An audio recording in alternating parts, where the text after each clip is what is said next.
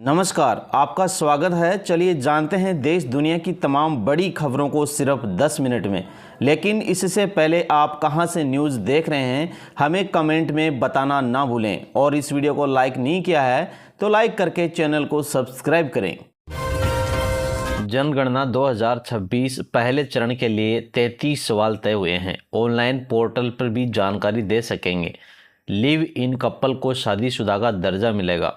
जनगणना 2026 का पहला चरण 1 अप्रैल 2026 से शुरू हो रहा है। केंद्र सरकार ने इसके लिए 33 सवाल जारी किए हैं। इसमें कहा गया कि स्थिर रिश्ते में रहने वाले लिव इन कपल्स को भी शादीशुदा माना जाएगा। ऐसा तभी होगा जब कपल मानेगा कि उनका रिश्ता लंबा चलने वाला है। पहले चरण के लिए ऑनलाइन पोर्टल भी शुरू कर दिया गया है, जहां लोग खुद अपनी जानकारी भर सकेंगे। उनकी मदद के लिए इस पोर्टल पर अक्सर पूछे जाने वाले सवाल होंगे। यह चरण हाउस लिस्टिंग और हाउसिंग जनगणना कहलाता है। इसका मकसद देश में घरों में और बुनियादी सुविधाओं की जानकारी जुटाना है, ताकि सरकार बेहद योजनाएं बना सके और दूसरे चरण में आबादी से जुड़ी डिटेल जानकारी ली जाएगी। ममता बोली बीजेपी केस गैस बंद कर देगी। केरल में राहुल बोले मोदी ट्रंप के दबाव में हैं। इसी तरह पिनाराई पर पीएम का भी दबाव है।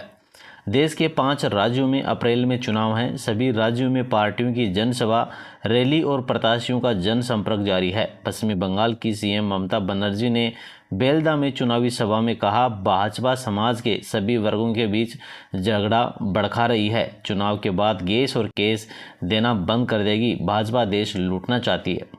इधर लोकसभा में विपक्ष के नेता राहुल गांधी आज केरल दौरे पर थे।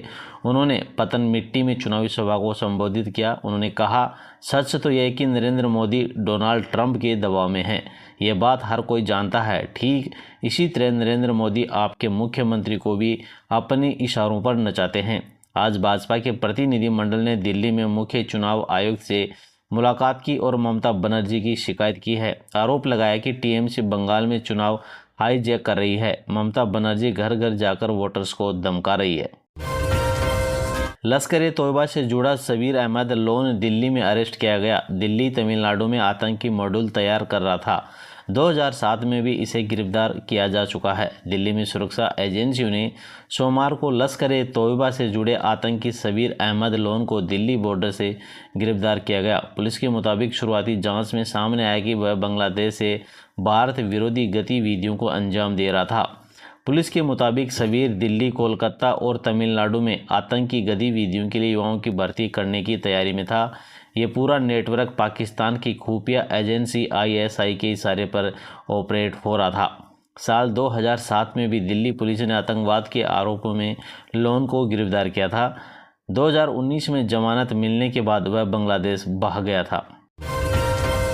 यूपी, राजस्थान समेत 20 राज्यों में बारिश का अलर्ट जारी है। जम्मू कश्मीर और हिमाचल प्रदेश में बर्फबारी होगी। दिल्ली में आंधी के साथ बारिश की संभावना है।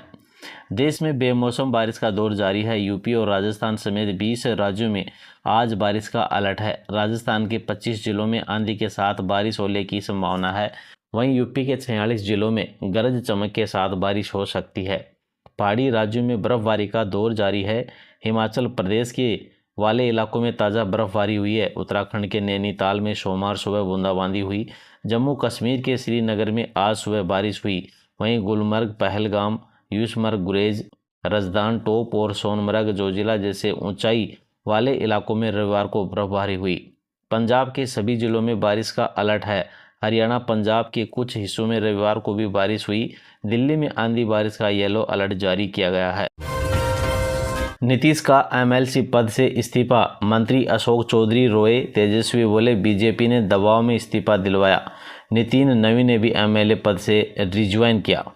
बिहार के सीएम नीतीश कुमार ने सोमवार को बिहार विधान परिषद की सदस्यता से इस्तीफा दे दिया है। उनका इस्तीफा विजय चौधरी और एमएलसी संजय गांधी लेकर विधान परिषद पहुंचे। नीतीश कुमार के इस्तीफे के बाद मंत्री अशोक चौधरी भावुक नजर आए। वो फपक कर रोते दिखे। वहीं नेता प्रतिपक्ष तेजस्वी यादव ने कहा, बीजेपी ने मुख्यमंत्री से दबाव में इस्तीफा दिलवाया है। इधर बीजेपी के राष्ट्रीय अध्यक्ष नवीन का इस्तीफा बिहार बीजेपी के अध्यक्ष संजय सारवनगी ने विधानसभा अध्यक्ष डॉक्टर प्रेम कुमार को सौंप दिया है। नितिन नवीन ने कल असम जाने से पहले अपना इस्तीफा प्रदेश अध्यक्ष को सौंपा था।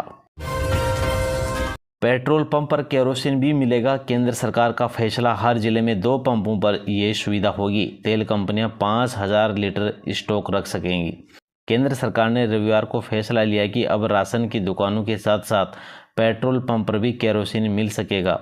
अब सरकारी तेल कंपनियां तय किए गए पेट्रोल पंपों से भी केरोसिन रख और बांट सकेंगी। हर जिले में राज्य सरकार या केंद्र शासित प्रदेश अधिकतम 2 पेट्रोल पंप चुनेंगे जहां ये सुविधा दी जाएगी। इन पेट्रोल पंपों पर अधिकतम 5000 लीटर तक केरोसिन रखा जा सकेगा। सरकार ने सप्लाई आसान बनाने के लिए 60 दिनों के लिए सार्वजनिक वितरण प्रणाली (पीडीएस) के नियमों में ढील दी है ताकि जरूरतमंद परिवारों तक तेल समय पर पहुंच सके। सरकार ने यह फैसला अमेरिका, इजरायल के ईरान संघर्ष के कारण लिया है। मिडिल ईस्ट में जारी जंग के कारण भारत में गैस, पेट्रोल, डीजल की कमी है। केंद्र सरकार लगातार मौजूदा हालात पर चिंता जता रही है। रेमंड के पूर्व चेयरमैन विजय पद सिंघानिया का निधन हो गया। बेटे गौतम सिंघानिया ने मुखाग्नि दी। पद्म भूषण से सम्मानित, वर्ल्ड रिकॉर्ड भी बनाया था। टेक्सटाइल ब्रांड रेमंड को घर घर तक पहुंचाने वाले पूर्व चेयरमैन विजय पद सिंघानिया का रविवार 29 मार्च को मुंबई में अंतिम संस्कार दिया गया। दोपहर 3 बजे चंदनवाड़ी शमशान घाट पर उनके बेटे और रेमंड के मौजूदा चेयरमैन गौतम सिंघानिया ने परिवार के अन्य सदस्यों की मौजूदगी में अंतिम रस्में पूरी की। 87 वर्षीय सिंघानिया का शनिवार शाम को निधन हुआ। वे अपने पीछे पत्नी आशा देवी और 3 बच्चों मधुपति सिंघानिया, शेफाली, रुइया और गौतम सिंघानिया को छोड़कर गए हैं। इजरायल ने CNN पत्रकारों से बदसलूकी पर बटालियन को सस्पेंड कर दिया। सैनिकों ने हिरासत में लिया था, ऑपरेशन से हटाकर ट्रेनिंग में भेजा। वेस्ट बैंक में CNN पत्रकारों से बदसलूकी और हिरासत मामले में इजरायली सेना ने पूरी बटालियन को सस्पेंड कर दिया और रिजर्व बटालियन की ऑपरेशन गतिविधियां भी रोक दी। इजरायली सेना ने कहा कि बटालियन को प्रोफेशनल और एथिकल ट्रेनिंग दी जाएगी। मामले में शामिल सैनिकों पर अलग से कार्रवाई भी होगी। ट्रंप बोले, ईरान के तेल पर कब्जा मेरी पसंदीदा चीज़ है, खार्ग द्वीप भी ले सकता हूँ। समझौता नहीं हुआ तो ईरान ही नहीं बचेगा। ट्रंप ने कहा कि वे ईरान का तेल अपने कंट्रोल में लेना चाहते हैं। रविवार को फाइनेंशियल टाइम्स को दिए इंटरव्यू में उन्होंने ये बयान दिया। ट्रंप ने कहा कि सच कहूँ तो मेरी पसंदीदा चीज़ है ईरान का तेल लेना। इस पर कब्जे के लिए अमेरिका के पास कई विकल्प है। उन्होंने आगे कहा, अमेरिका में कुछ लोग कहते हैं आप ऐसा क्यों कर रहे हैं, लेकिन वे बेवकूफ़ हैं। उन्होंने खार्ग द्वीप का जिक्र करते हुए कहा कि हो सकता है हम खार्ग द्वीप ले सकते हैं। अमेरिका में ट्रंप के खिलाफ 80 लाख लोगों का मार्च, 3300 जगह प्रदर्शन, ईरान वार और महंगाई को लेकर पद से हटाने की मांग की गई। अमेरिका में शनिवार को राष्ट्रपति ट्रंप के खिलाफ हुए नो किंग्स रैली में 80 लाख लोगों ने हिस्सा लिया। मीडिया रिपोर्ट्स के मुताबिक पूरे अमेरिका के सभी 50 राज्यों में 3300 से ज़्यादा जगहों पर यह प्रदर्शन आयोजित किए गए।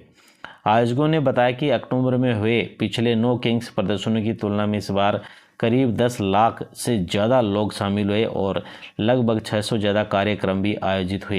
प्रदर्शन कर रहे लोगों का कहना है कि वे ट्रंप सरकार की कई नीतियों से नाराज़ हैं। उनका गुस्सा खास तौर पर ईरान के साथ बढ़ते तनाव, सख्त इमिग्रेशन कार्रवाई और बढ़ती महंगाई को लेकर है। कई जगहों पर लोगों ने ट्रंप और उपराष्ट्रपति JD वेंस के खिलाफ पोस्टर दिखाए और उन्हें पद से हटाने की मांग की है। ट्रंप के खिलाफ अब राष्ट्रीय स्तर पर 3 बार नो किंग्स प्रदर्शन हो चुके हैं। पहला बड़ा प्रदर्शन जून 2025 में आयोजित किया गया। इसके बाद अक्टूबर 2025 में दूसरा प्रोटेस्ट हुआ है। अप्रैल में 14 दिन बैंकों में काम नहीं होगा। 4 रविवार और 2 शनिवार के अलावा अलग अलग जगहों पर 8 दिन बैंक बंद रहेंगे। अगले महीने यानी अप्रैल में देश के अलग अलग राज्यों में कुल 14 दिन में बैंकों में कामकाज नहीं होगा। RBI की ओर से जारी कैलेंडर के अनुसार अगले महीने 4 रविवार और दूसरे चौथे शनिवार के अलावा 8 दिन अलग अलग जगहों पर बैंक बंद रहेंगे। महीने की शुरुआत यानी 1 अप्रैल को छुट्टी से होगी। पूरे देश में बैंक सालाना अकाउंट क्लोजिंग के कारण बंद रहेंगे। इस दिन बैंक में कोई भी ऑफलाइन काम नहीं हो पाएगा।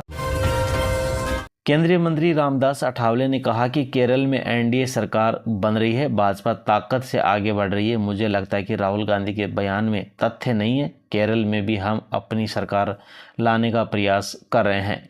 LDF को सत्ता मिलना मुश्किल है। लोकसभा में विपक्ष के नेता राहुल गांधी ने कहा, नरेंद्र मोदी केरल में UDF की सरकार नहीं चाहते। उन्हें पता है कि भ्रष्टाचार की वजह से वे LDF सरकार को अपने नियंत्रण में रख सकते हैं और एलडीएफ दिल्ली में उन्हें कभी चुनौती नहीं दे सकती। इसलिए वे यह समझते हैं कि दिल्ली में और पूरे देश में उन्हें केवल कांग्रेस ही हरा सकती है और यही वजह है कि वे केरल में एलडीएफ को मजबूत करना चाहते हैं। समाजवादी पार्टी की सांसद डिम्पल यादव ने कहा कि सरकार कह रही है कि इथेनॉल मिलाकर हम अपने वाहनों का प्रयोग कर रहे हैं, लेकिन सरकार ये नहीं बता पा रही कि इससे इंजनों को कितना नुकसान पहुंचेगा और इसकी भरपाई कौन करेगा। सरकार को मजबूती के साथ नीति बनाकर लोगों को तकलीफ न पहुंचे, इसके लिए काम करना चाहिए। ईरान पर यूएस इजराइल के हमलों से प्रभावित लोगों की मदद के लिए लेह में रेगुलर डोनेशन ड्राइव चल रही है, जिसमें पैसे, कीमती मेटल की ज्वेलरी और कीमती सामान शामिल है। छोटी लड़की ने राहत के काम में मदद करने के लिए अपना गुल्लक तोड़ दिया। दान की गई चीज़ों में कई बच्चों की साइकिलें भी देखी जा सकती थी। महाराष्ट्र के मंत्री नीतीश राणे ने कहा कि मैंने बस इतना कहा, जब भी ईद का त्यौहार आता है हिंदू समुदाय का कोई भी व्यक्ति पत्थर नहीं फेंकता या कोई परेशानी नहीं करता, लेकिन जब रामनवमी का जश्न शुरू हुआ तो इन लोगों ने हमारा भगवा झंडा नहीं फहराने दिया और राम भक्तों पर पत्थर फेंके। तो अगर उनके अनुसार हमारे देश में सभी धर्मों के लोग रह सकते हैं, तो जो नियम कानून आप ईद पर लगाते हैं वहीं रामनवमी पर भी लगानी चाहिए। अगर किसी को इससे जलन होती है तो उन्हें पाकिस्तान चले जाना चाहिए। वैसे भी हमें यहाँ इस गंदगी की ज़रूरत नहीं है।